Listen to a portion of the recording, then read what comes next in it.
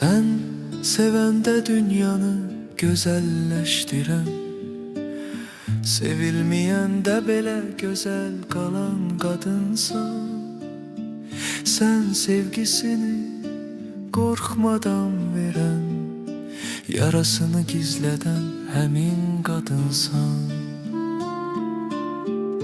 Sen həmin kadınsan. Kırıldıkça güzelleşen, sındıkça ışığı artan incinse de incitmemeyi seçen, hayatın en çetin anlarından tebessümle çıkan, içinde fırtına taşıyıp üzünde sakitlik gezdiren, sen hamının itirdiği az adamın anlayacağı kadınsan. Sen sevgini güzel yaşadan, sevilmeye unutulan kadınsan. unutanların yaddaşında kalan, Sevmeyenlerin vicdanındasan. kimin yanında olursansa ol, içinde biraz tek kalan kadınsan. Ruhundaki uşak tek kaygılara, sevgilere dol.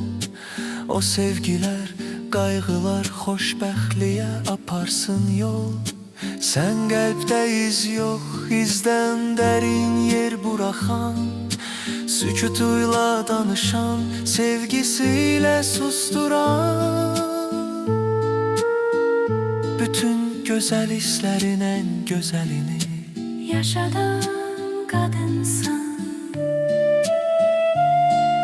sen öz cismiyle bütün şehirleri kölgede koyan, bakışında şəfanı da cezanı da gizleden, sadece sevilesi yok, hürmetle sevilesi kadınsan. Sevilende nur saçan, sevilmeyende bile parlayan, Kimse olmadan balaca dünyasıyla xoşbəxt olan, o dünyasında da herkese sadık kalan, hayatın en güzel hediyelerine